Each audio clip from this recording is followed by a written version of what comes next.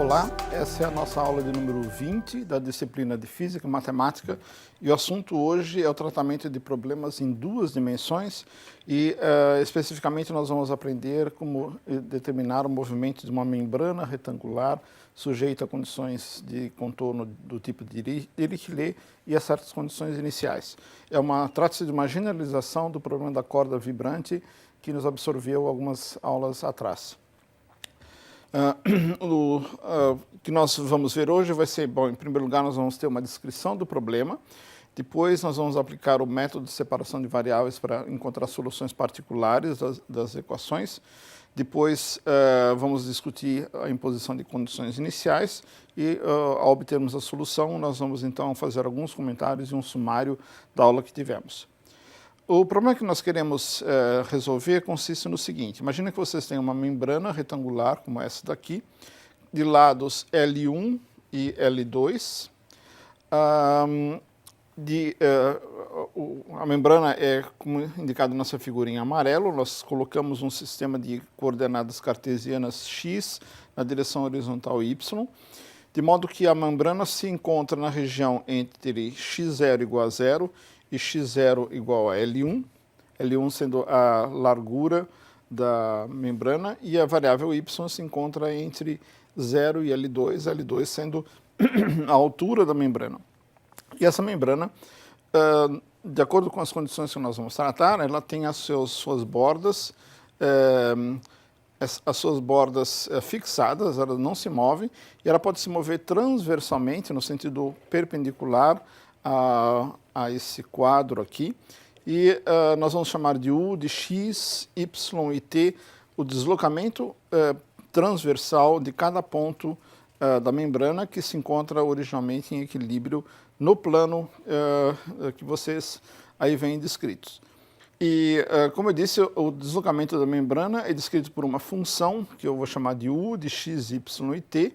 X é uma variável que, como eu já mencionei, vive no intervalo de 0 até L1, y vive no intervalo de 0 até L2 e t é um número real qualquer que descreve o tempo transcorrido a partir de algum instante inicial. O movimento da membrana é regido pela versão bidimensional da equação de ondas, que consiste nessa equação que vocês aqui veem, que é uma generalização da equação de ondas em duas dimensões, já especificaremos de que forma, e vocês veem que o primeiro termo da equação envolve a derivada segunda de U, o deslocamento transversal em relação a t, e o segundo termo é menos C2, uma constante que tem, nesse caso, a mesma interpretação que tem no caso da corda vibrante, vezes o laplaciano de U igual a 0, C, como eu disse, é um número positivo e constante.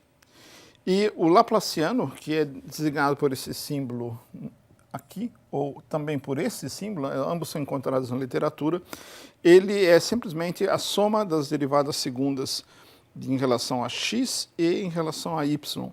Isso nesse problema unidimensional, em se tratando x e y de coordenadas cartesianas.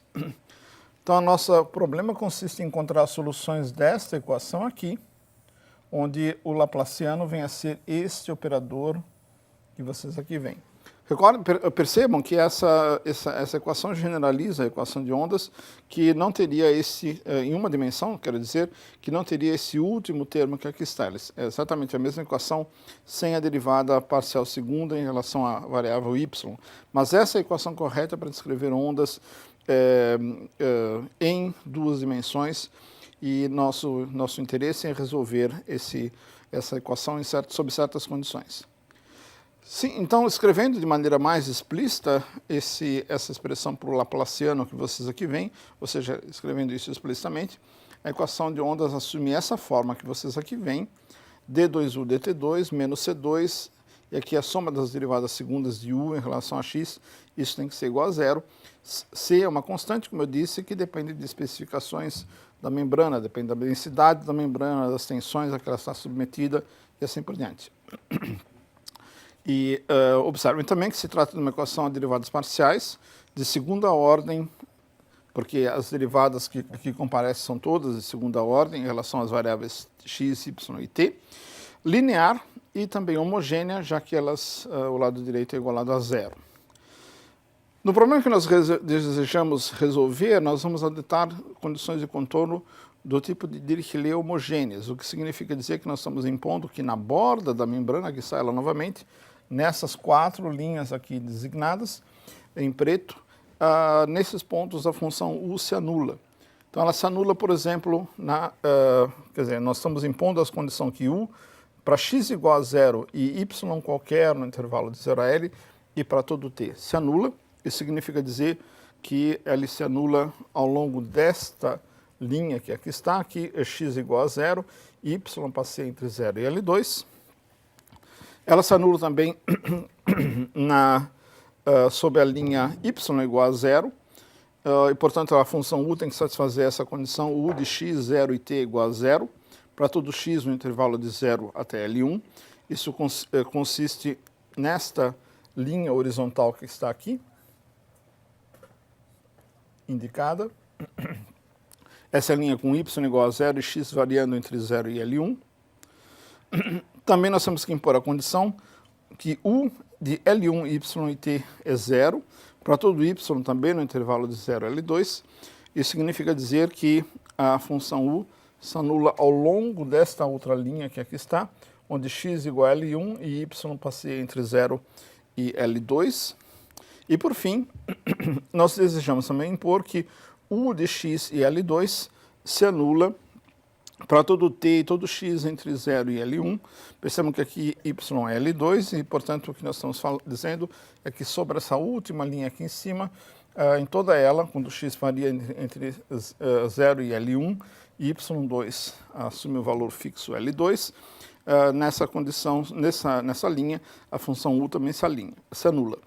Essa é a maneira, matematicamente falando, de impor que a membrana seja fixa nessas 4 regiões, nessas 4 linhas, e, portanto, tudo que nós queremos é resolver esta equação, encontrar soluções dessa equação e que satisfaçam essas condições de contorno que são mencionadas aqui.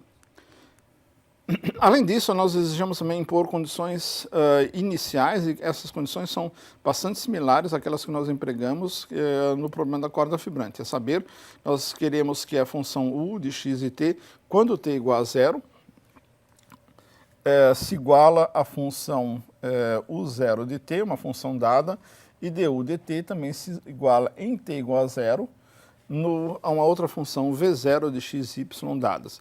Essa função, que é uma função apenas de x e y, t está sendo fixado no valor nulo, ela é dada e ela descreve o perfil inicial da membrana, e v0, que também é uma função apenas de x e y, descreve a condição inicial das velocidades transversais, das velocidades transversais em cada ponto x e y, também é uma função dada.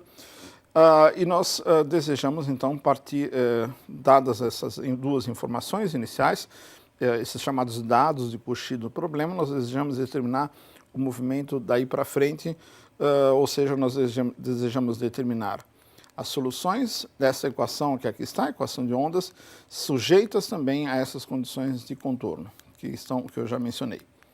Então esse é o problema, nós temos certas condições iniciais dadas para o perfil da corda, da membrana, fixada por uma função U0, das velocidades transversais iniciais, fixadas por uma função V0, e nós desejamos encontrar a solução daí para frente. E para resolver esse problema, nós vamos seguir os mesmos passos que empregamos quando nós tratamos o problema da corda vibrante. A saber, nós vamos utilizar o método de separação de variáveis para encontrar certas soluções particulares que satisfaçam as condições de contorno. Nós vamos depois usar o princípio de sobreposição para somar essas soluções, obtendo uma solução mais geral. E, por fim, nós vamos utilizar relações de ortogonalidade para impor as condições iniciais. Depois desses passos, ao obtermos uma solução, nós temos ainda algumas questões a discutir. Uma delas é a questão da convergência da série. E, em segundo, nós precisamos ou devemos discutir a questão da unicidade da série. Bom, então vamos agora tratar realmente de resolver o nosso problema. E para isso nós nós vamos, como eu disse, utilizar o método de separação de variáveis para procurar certas soluções específicas desta equação de ondas que está escrita aqui. E nós começamos essa tarefa procurando soluções particulares que sejam funções de x, y e t, mas que sejam particularmente dessa forma: o produto de uma função que só depende de t e de uma outra função que só depende de x e y. Se nós inserirmos essa forma particular de solução na equação, é muito fácil de ver que nós obtemos a seguinte relação: a função t, a derivada segunda, vezes u, menos c2t vezes o laplaciano de u é igual a zero. Isso é bastante claro, porque se nós inserirmos essa função aqui, vocês veem a derivada segunda em relação a t, incide totalmente sobre a função t maiúsculo, ela se torna a derivada segunda de t vezes u, e aqui o laplaciano de u, ele incide exclusivamente sobre a função u, porque t não depende das variáveis x e y. Então nós obtemos dessa forma exatamente essa equação que vocês aqui veem. Bom, agora o passo seguinte consiste, primeiro, em passar este termo aqui para o outro lado, e em seguida dividir o produto, a expressão, pelo produto C2 vezes T vezes U de x. E o que se obtém é essa igualdade que vocês aqui veem. Vocês veem que aqui eu terei T duas linhas sobre C2T, o U se cancela daqui e daqui, e do outro lado eu terei T vezes U dividido por T vezes U, e o C2 se cancela, o T se cancela também, fica apenas o laplaciano de U dividido por este U que aqui está. Então nós temos essa igualdade que supostamente é satisfeita para todo x e todo t, todo x, todo y, sobre todo t, envolvendo as funções t e u, t é uma função de uma única variável e u uma função de x e y. E aqui vem o grande salto, o ponto interessante, é observar que essa igualdade, como está colocada aqui, ela é bastante curiosa. Do lado esquerdo vocês têm uma função que só depende de t, do lado direito uma função que só depende de x e y, e essa igualdade só é possível se ambos os lados forem constantes. Por quê? Porque as funções, as variáveis t e x e y são independentes entre si. Então, assim, uma igualdade dessa satisfeita, isso só é possível se ambos os lados forem uma constante, e nós vamos chamar essa constante de menos lambda ao quadrado.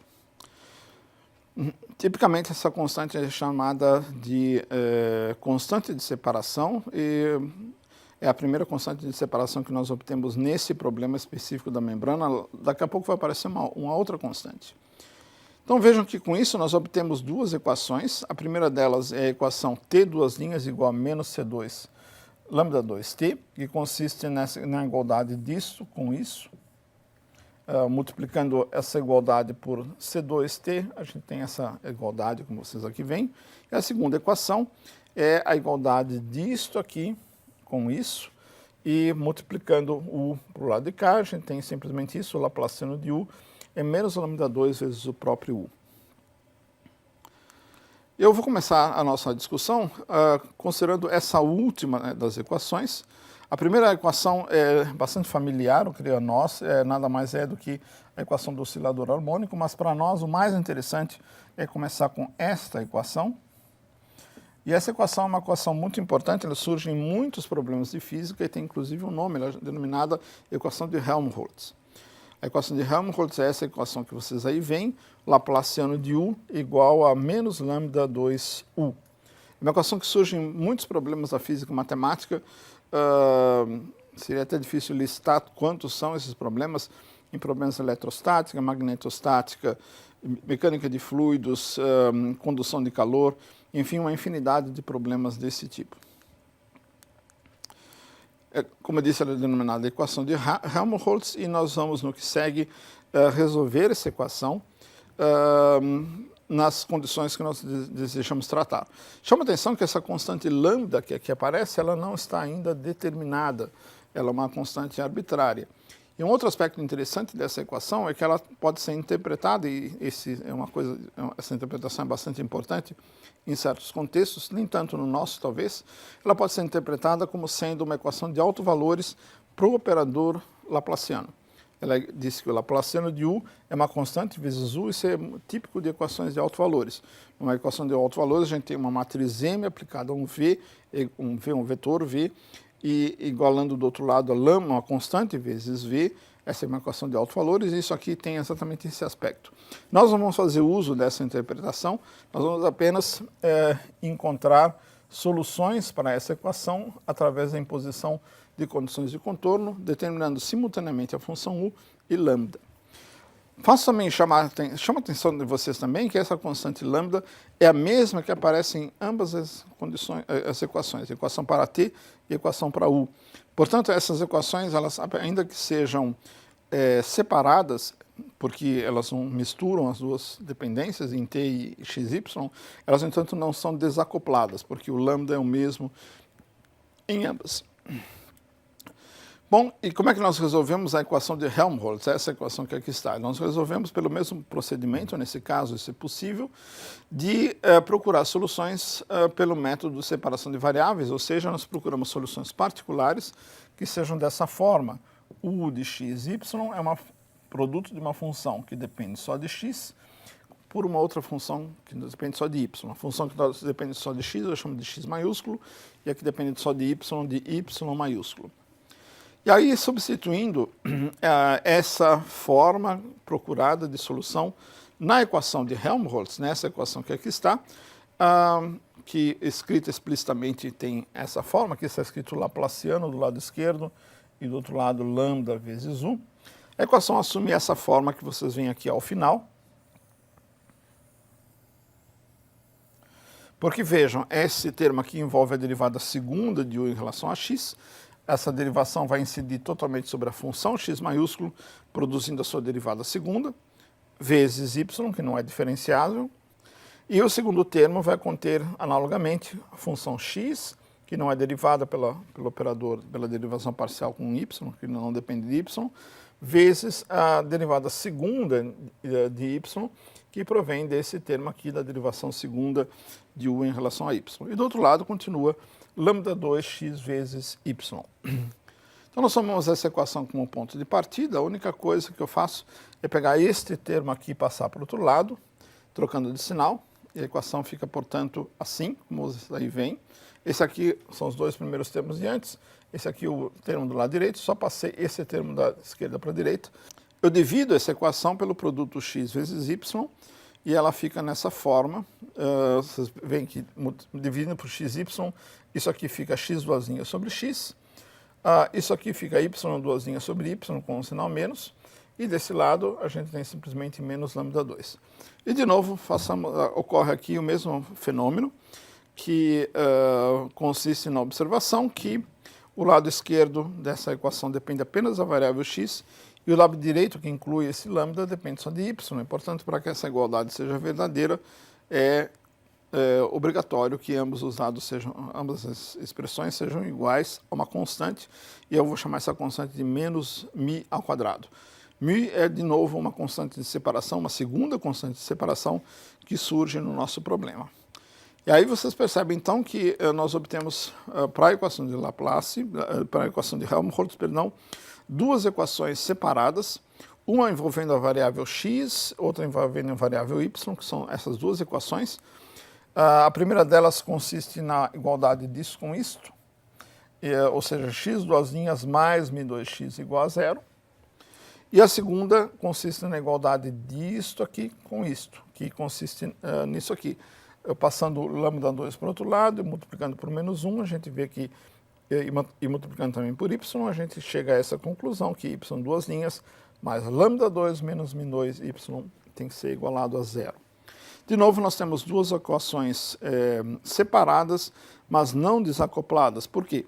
Porque a constante μ aparece em ambas as equações, como vocês aqui observam. Bom, reunindo o que nós fizemos até aqui, né, nós estamos procurando soluções para a nossa função U, solução da equação de ondas em duas dimensões espaciais, que sejam da forma de um produto de uma função que só depende de t, aqui está ela, e uma função U, que depende de x e t, que está ela, numa forma particular, na qual ela assume a forma de um produto. E vamos, obtivemos já equações de movimento para essas três funções, três equações diferenciais ordinárias. A primeira delas já tínhamos escrito, é essa equação aqui para a função t, envolvendo a constante de separação λ2. Em seguida, nós temos esta equação para x, envolvendo a constante de separação μ2, e a terceira, y, envolvendo as duas constantes de separação λ2 e μ2. Então, são três equações separadas, mas não desacopladas para essas três funções desconhecidas. Reparem, aliás, que essas três equações são, na realidade, familiares. Todas elas são equações do oscilador harmônico. As soluções são fáceis de se obter. Vamos agora tratar disso, né? Nós desejamos impor condições de contorno para essas funções U, a saber, as condições que essas funções se anulam quando x igual a zero ou x igual a L1, quando y igual a zero ou y igual a L1, e vejam que isso se reflete em condições sobre essas funções x e y. A saber, ela se reflete na imposição de que x, esta função aqui, se anula quando x igual a zero ou L1, são os dois lados, as duas arestas verticais da membrana, e a função y deve se anular em y igual a zero ou y igual a L2, que são as duas arestas horizontais da nossa membrana. Então, o que nós desejamos, por exemplo, para o caso da função x, é encontrar soluções dessa equação, essa equação para x, que se anulem desses dois pontos. E nós já sabemos que soluções são essas, nós as encontramos exatamente nessa forma quando nós resolvemos o problema da corda vibrante, é um problema idêntico, e as soluções são essas que vocês aí veem. A função x maiúsculo de x é o seno de mπ sobre L1x, m sendo um número inteiro positivo, 1, 2, 3, etc. Nesse caso, aliás, a constante μ ao quadrado é mπ sobre L1 ao quadrado. Basta derivar duas vezes essa função que a gente vê isso. Apenas para essas funções, aqui, esses valores de μ, é que nós temos soluções que satisfazem as duas condições de contorno. Aliás, é sempre bom checar se elas são satisfeitas. Vejam, quando x igual a zero, eu tenho aqui seno de zero, que é zero. E quando x igual a L1, eu tenho aqui L1, L1 se cancela com L1, fica seno de mπ, que é zero. O seno sempre se anula em múltiplos de π. Então, nós temos já a solução para x maiúsculo, e para y a situação é completamente análoga, a equação é essa. A imposição das condições de contorno leva a esta solução que aqui está. Y tem que ser seno de nπ sobre L2, onde n é um número inteiro, independente daquele m que nós escrevemos antes, valendo 1, 2, 3, etc., um inteiro positivo.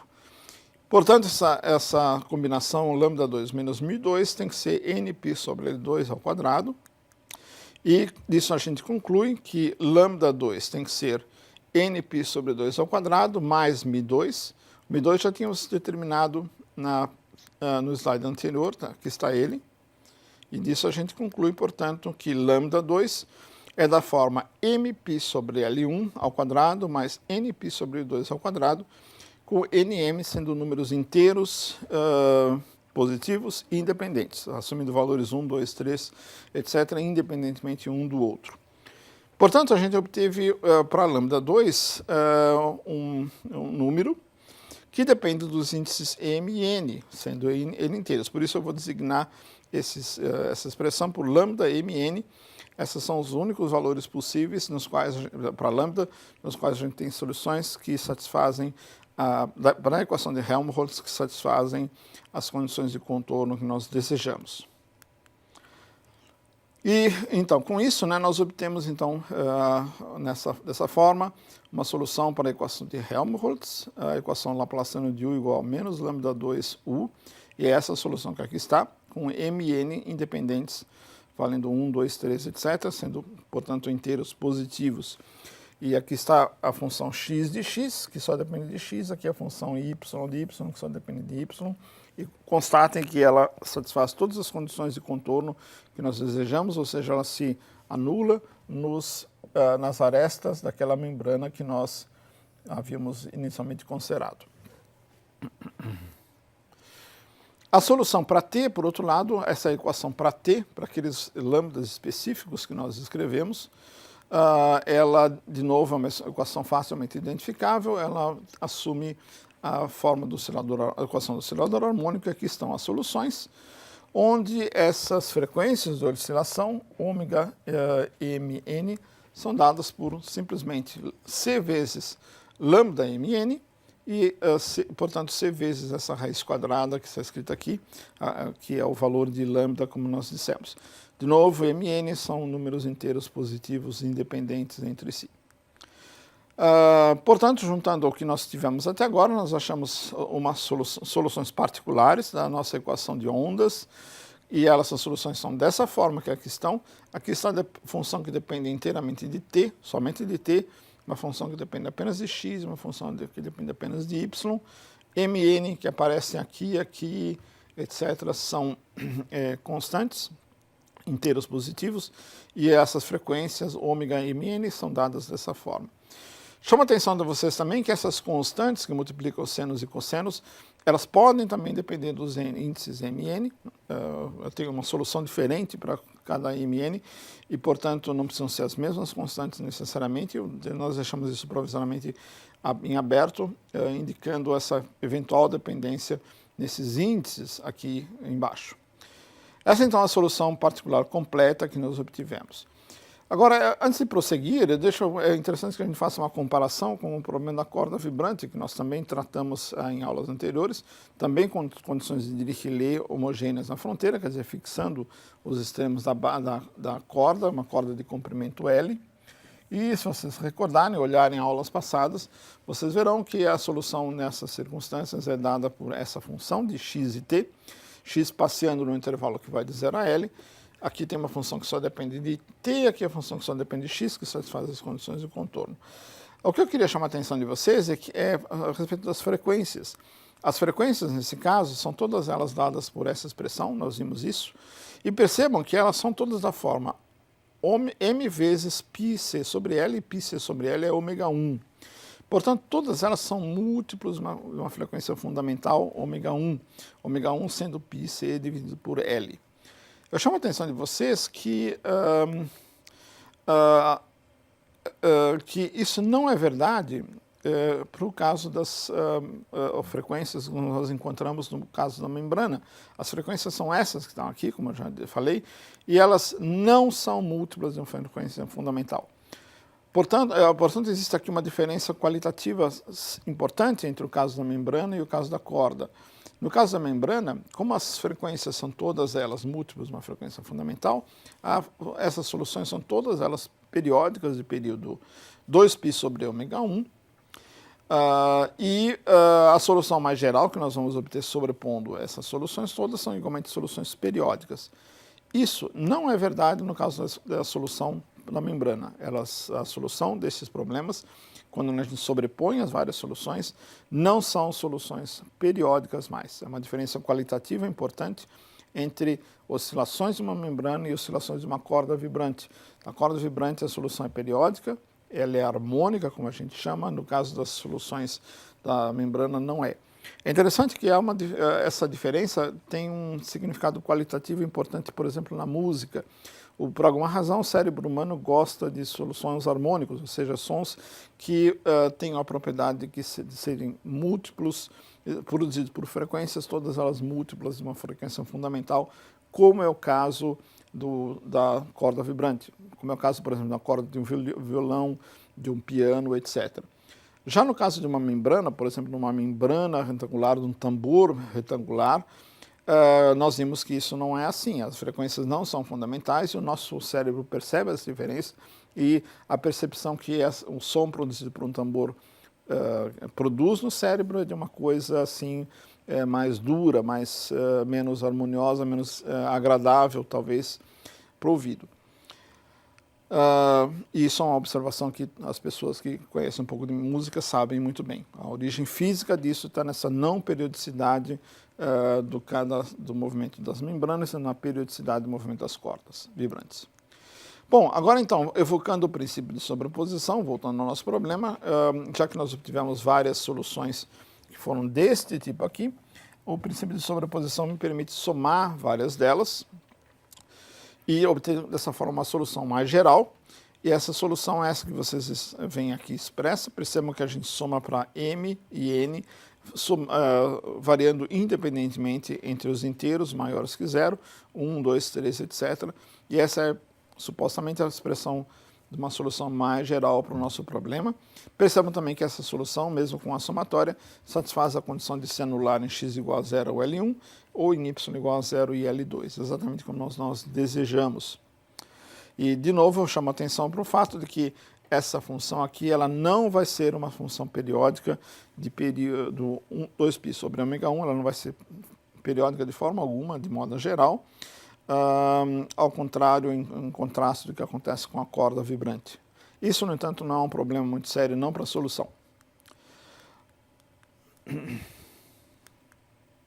Agora, o que se impõe para nós é a imposição de condições de contorno. E percebam que, retornando a essa solução, ela diz alguma coisa sobre o que acontece quando a gente põe t igual a zero. Quando t igual a zero, esse termo é 1, perdão, e esse outro termo aqui é 0.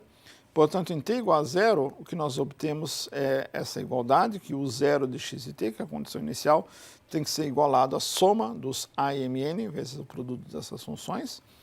E, analogamente, se vocês calcularem a derivada parcial dessa função em relação a t e impuserem t igual a zero, vocês veem que tem que ser satisfeita essa segunda condição, que diz que a nossa função v0 de x, o perfil de velocidades inicial da corda, tem que ser dado por esta expressão. Isso é muito análogo ao que acontece na corda vibrante.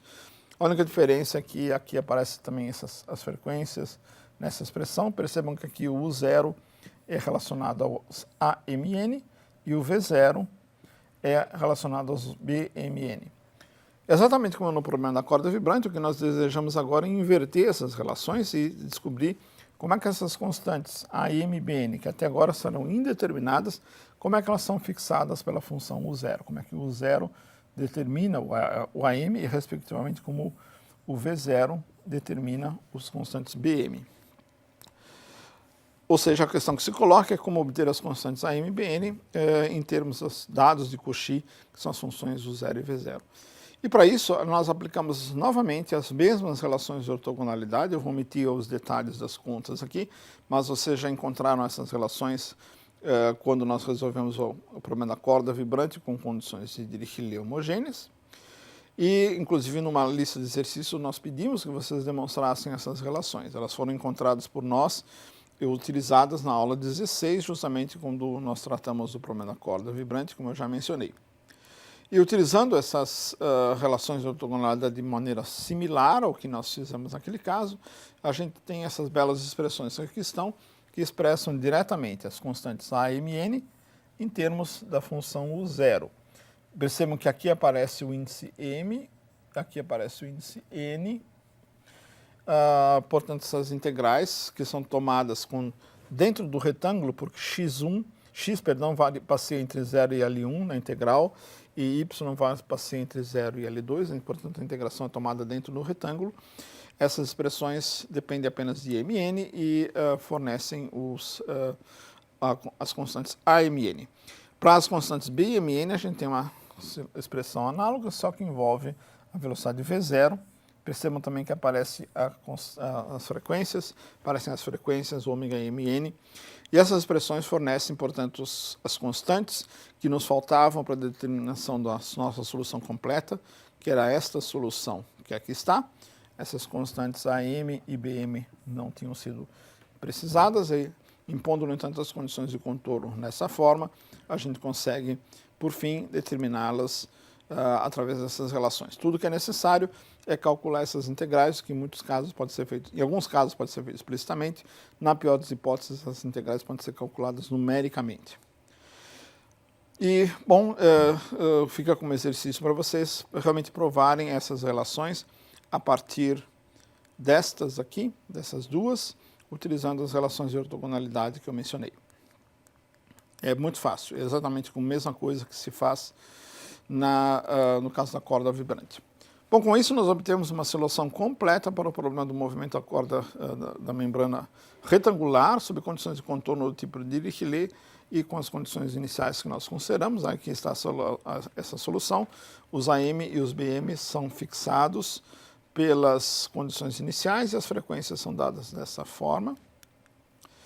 E é importante eu mencionar que para que a série seja convergente é necessário que essas constantes AM e BM decaiam rapidamente, o que tipicamente pode ser obtido, por exemplo, se nós assumirmos que as funções U0 e V0 decaiam rapidamente, sejam funções contínuas ou diferenciáveis por partes.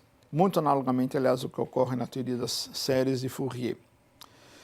Então, em garantindo que essas constantes caem rapidamente, essa série decai rapidamente, ela é convergente, e isso permite, inclusive, por razões práticas, calcular o lado direito da série, truncando ela, fazendo as somatórias não até infinito, mas até um número n grande, e isso pode ser feito com uma boa precisão, por exemplo, usando um computador. Outra questão que se coloca também, que é muito importante, é a questão da unicidade de solução. O problema é essa questão que nós discutimos com todo o detalhe no caso da corda vibrante.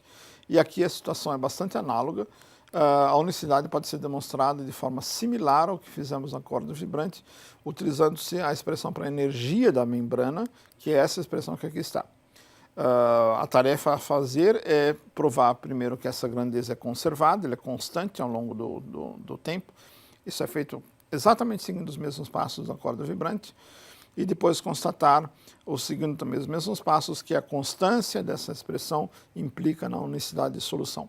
Então, não só nós obtivemos, através dessas expressões que aqui estão, uma solução do nosso problema, essa solução é a solução, é a solução única, não há outra que satisfaça as condições de contorno e as condições iniciais, que não essa que aí está.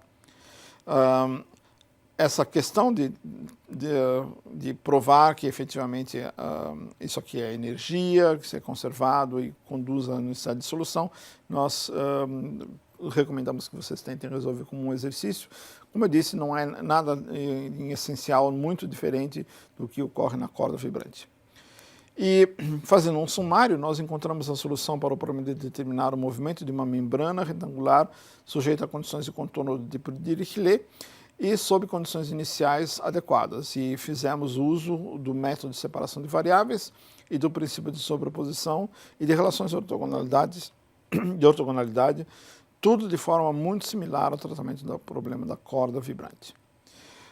Discutimos também a questão da convergência da série e a questão da unicidade de solução, que pode ser demonstrada de maneira também similar ao que se fez na corda vibrante. É isso, muito obrigado, até a próxima aula, onde nós trataremos de um outro problema bidimensional, um pouco diferente desse e muito interessante. Até a próxima aula.